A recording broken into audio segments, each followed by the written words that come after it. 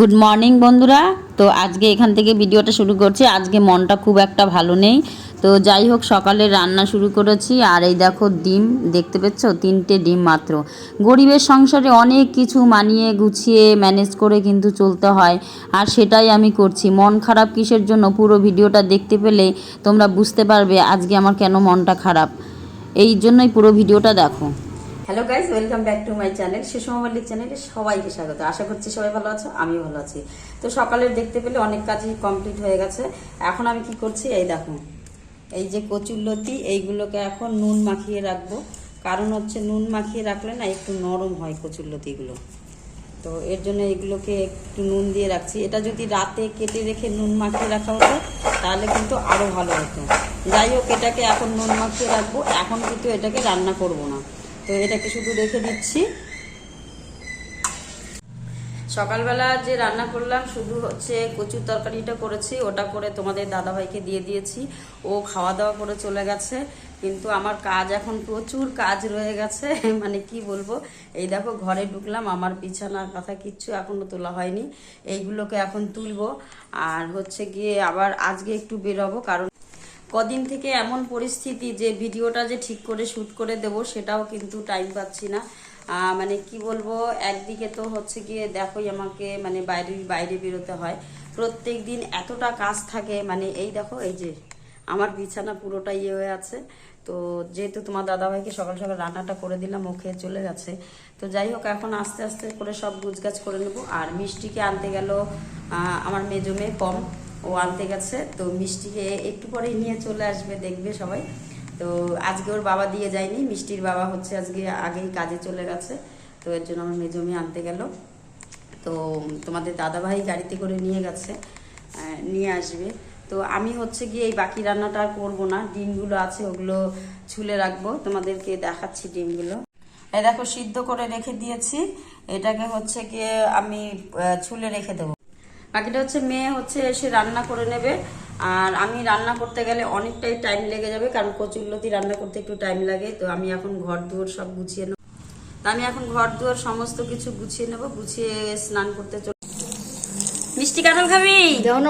খাজা খাজা কাঁঠাল, অনেক দিন পর খাজা কাঁঠাল। কে কে খাবে? মিষ্টি খাবি? ওই দেখ ছোট মানি খাবে।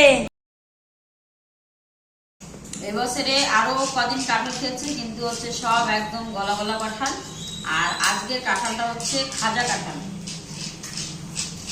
কে কি বলো জানি না, দেখো এরকম শক্ত কাঁঠালকে আমরা বলি খাজা কাঁঠাল। আর এই কাঁঠালটা আমি খুব ভালো খাই, যার জন্য আজকে খাজা কাঁঠাল দেখে খাচ্ছি, খুব ভালো লাগছে। যে যে খাজা কাঁঠাল খাও, মানে যাদের ভালো লাগে তারা প্লিজ কমেন্ট করো যে কাদের খাজা কাঁঠাল ভালো লাগে। অবশ্য আমরা বলি খাজা, এটা একটু শক্ত শক্ত থাকে তো তাই এটাকে খাজা কাঁঠাল বলি। আর যেগুলো নরম ওটা আমি খেতে পারি না, মানে ভালোও লাগে না, মানে ডাইরেক্টে খাই। কিন্তু এই যে শক্ত শক্ত মানে কচকচ করে শব্দ হবে, খুব ভালো লাগে খেতে। যে যে খাও কমেন্ট করে জানিও। পাকড় একটু খাওয়াই দাও। খাবি?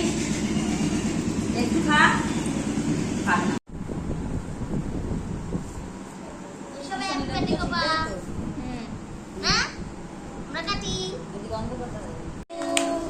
Happy birthday to you, happy birthday dear Ongita, happy birthday to you.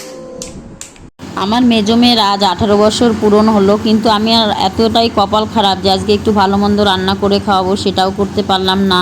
তো কিছুই করতে পারিনি, শুধু একটা কেক নিয়ে এসেছি, এমনকি পায়েসটুকু রান্না করতে পারিনি। তাহলে বুঝতেই পারছো কেন মনটা কেন খারাপ হবে না। তো এইভাবেই ওর জন্মদিনটা পালন করলাম, আর কাউকে বলিও নি। তো সত্যি গরিবের সংসারে এই ছোট ছোট খুশি দিয়েই ছেলে মেয়েকে খুশি রাখতে হয়, আর কিছুই করার নেই। তো তোমরা দেখতেই পেলে এবারের বার্থডেতে কিন্তু কিচ্ছু করা হয়নি, মানে কোনো কিছুই না। এমনকি ওর বয়সের যেটা নিয়ে আসতে হবে সংখ্যাটা, সেটাও আনা হয়নি। ওটা ছাড়াই কেকটা কাটা হয়েছে।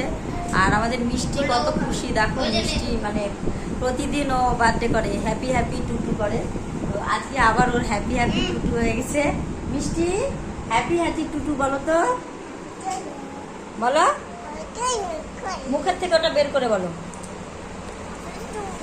Happy to you. আর ওই পাশের বাড়ি এদের দুজনকে ডেকেছিলাম, ভাই বোন, তো ওরা এসছে আর আমরা ব্যাস এই কজন, তাহলে বুঝতেই পারছো। তো যাই হোক, তোমরা সবাই আশীর্বাদ করো, আগামীতে যেন করতে পারি, জানি না কবে ভালো করে করতে পারবো। এখানেই শেষ করলাম। তো যাই হোক, সবাই ভালো থেকো, সুস্থ থেকো, আর আজকে এখানেই শেষ করলাম। সকলকে অসংখ্য ধন্যবাদ।